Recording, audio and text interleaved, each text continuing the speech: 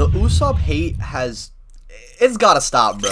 Anytime I'm on Twitter or YouTube or whatever it may be, I'm just always seeing something bad about Usopp, whether he's a useless straw hat or he's super weak. Honestly, which both, by the way, both takes are terrible. I can't stand for this anymore. So this video not only is going to be me debunking the fraud allegations, but along with analyzing why Usopp is a genuine GOAT and actually is a contender for top 1 straw hat. I'm not even joking. I'll more than likely do this for other characters under the weak but actually strong category, so let me know who you'd like to see next. Now, for how these videos are going to be structured, I'll be going by each and every arc and show Usopp's power progression over the series, along with his contributions to the main plot. Even in his introduction arc, we see Usopp when push came to shove to not being the average human. He would knock out multiple grown men with a single shot of a slingshot and O-calling individuals like Mr. Hypnotic. This may not seem all that impressive to a lot of you, but remember, there are a group of people who think Usopp is unironically just normal human level or like peak human and nothing more, when this is just not the case. Even in his introduction arc where he's illustrated to be weak, he's probably beating up most, if not all, individuals on planet Earth. It's especially evident in the Arlong Park arc where Usopp is put up against not only a fishman who's already 10 times stronger than a human, but he's fighting one of Arlong's top 3 executives who in the anime specifically is stated to be Arlong's strongest soldier. This is an anime dub statement, so it really doesn't matter too much, and my argument here isn't that, oh, he's above Sanji and Zoro because he's fighting a stronger executive or something silly like that. No, I'm saying that Usopp is somebody who can actually take care of threats even in the One Piece world that are viewed as competent. And it's further shown when we move away from the East Blue and we move into Little Garden, where Usopp is shown to accidentally burn Luffy with the Fire Star, though this doesn't do that much damage to him. But the fact that this caused some chicken nugget damage to someone like Luffy of all people does show at least Usopp doesn't play with his arsenal. Mr. 5 as well shoots a point blank bomb towards him while he was off guard, and Usopp somehow did not die from this. And it's not even like, oh, it was a close call. No, Usopp just straight up has the durability to survive the explosions. These explosions, mind you, can hurt this version of Luffy as well, so it at least proves consistency with what was shown earlier with Usopp's attacks, that he can at least chicken nugget scratch characters like Luffy and Zoro. Which again, doesn't seem like much, but it already shows why Usopp is far stronger than humans and even characters in the One Piece world that are viewed as powerful. And we see this in full display when Usopp and Chopper take on Mr. 4 and Miss Monday.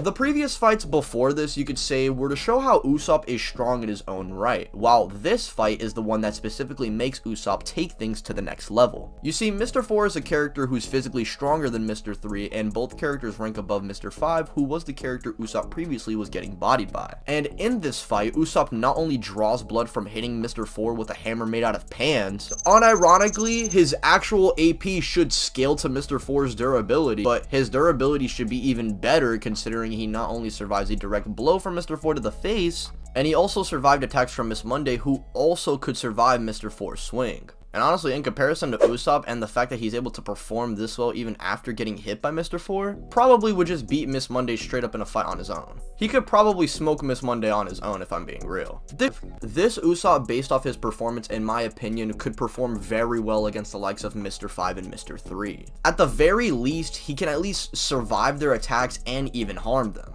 Which honestly makes sense considering the fact that the Straw Hats, which does apply to Usopp, it doesn't just apply to Luffy, Zoro, and the strong people, get stronger with each island they pass, so it's possible that he just became simply that much more powerful. And Usopp's progression wouldn't even stop there, he'd only get better, as in the next arc he'd evade Enel's lightning multiple times and somehow survive a flurry of blows from him, with him recovering within a few panels. And the next time the GOAT would lock in would be in none other than Water 7, where he's unfortunately faced up against his own captain. And despite these odds and beforehand getting jumped by Frankie, he does not only hard counter Luffy pretty badly, but he can literally react and physically do damage to him with the impact dial and the explosion star. I'm pretty sure either Sanji or Zoro, if I remember correctly, know how fast Usopp actually is. Mind you, this is an even stronger Luffy than the one that surpassed Crocodile by the end of Alabasta. Now, am I saying Usopp beats Crocodile? Probably the Alabasta version, but at least he's like landing a few good blows on Alabasta Croc before going down. Like, seriously, come on. He can at least put up a fight. A side note that I just want to clear up is a lot of people like to say how Usopp started surpassing threats like Arlong and like early pre-timeskip villains by the time the timeskip rolled around. Honestly, I think this version of Usopp alone would clear threats in the East Blue like Don Krieg and Arlong. Now, after this, Usopp doesn't particularly show new scaling, but he's still a GOAT regardless. He'd managed to force Luffy to lock in against Lucy. He would give us one of the most iconic moments of burn down that flag. And he would quite literally in the next arc save everyone after being the world's biggest hater, and even despite being put up against a Pacifisto or even Kizaru in the next arc, puts his slingshot up and prepares to fight knowing damn well he doesn't stand a chance. By the end of pre-timeskip, I genuinely believe Luffy could clear the East Blue Straw Hats with ease and probably press the Alabasta versions of them. And a lot of people like to say that he was just straight up useless, but again, he quite literally carried everybody in Thriller Bark, did his thing in Alabasta and Water 7/Endy's lobby, and even when put up against threats that Luffy can't even beat, he still puts up his slingshot because that's his crew and he's going to defend them the best way he can, as he wants to become a brave warrior of the sea someday. As we know, after this, every Straw Hat decides to lock in and become stronger in order to prepare themselves for what's to come.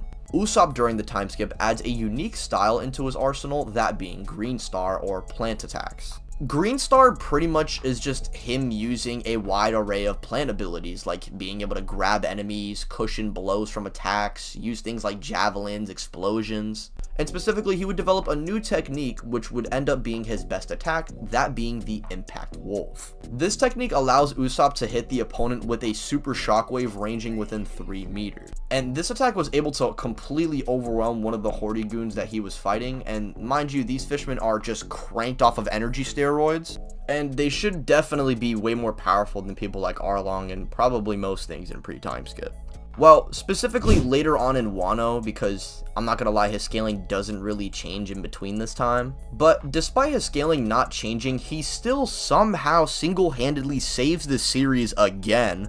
Specifically in Dressrosa, where he would tap into observation haki in order to save the Straw Hats. And it wasn't even basic observation either, it was future sight. And the thing is too, is that it wasn't basic observation where he was just predicting what was going to happen. He genuinely looked into the future and saw that they were going to get cooked. He doesn't have a hold on this ability yet, but again, still cold. Fortunately, Whole Cake has half of the crew leaving, and Usopp is a part of the crew that leaves. But Wano Usopp, despite performing probably the worst on Onigashima besides Brook, still has shown that he is very powerful, and probably by this point is stronger than most relevant characters throughout post-timeskip. I'm talking about your Horde Jones, your Doflamingos, and potentially your Katakuris. In Wano, we see the Straw Hats go up against arguably the strongest group of pirates we've seen up to this point, that being the Tobiropos.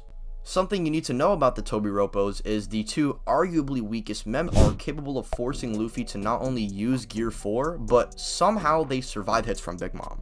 This Luffy that was about to use Gear 4, mind you, isn't the one from the beginning of the timeskip. No.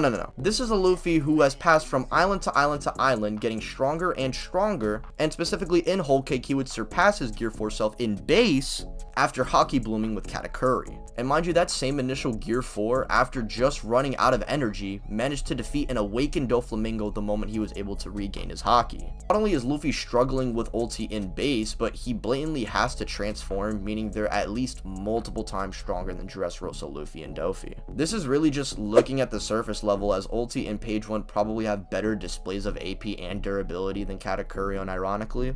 But for this video, I won't argue that Usopp can actually contend with Katakuri, because I know a lot of you are just gonna cry in the comments. But to me, I'm sorry, the Gear 4 Luffy from Dressrosa or Doflamingo, they are not touching Wano Usopp. It doesn't matter how bad of an injury he suffered in the arc, it's the fact that he's still able to fight and damage page 1. Now, a lot of you might argue that page 1 messed up Usopp here, but the fact is that he was still able to fight and damage page 1 even after this. Which honestly should tell you just how much more powerful Usopp has become. And even in current One Piece, bro is not afraid of one of the scariest things to ever step foot into the series, that being Saturn of the Gorosei. Alright, I'm done yapping about what Usopp has accomplished and where he stands currently. So, after careful consideration and analyzing the fraud allegations, I hereby declare Usopp not a fraud. And honestly, Usopp was never weak to begin with. You guys are just dumb.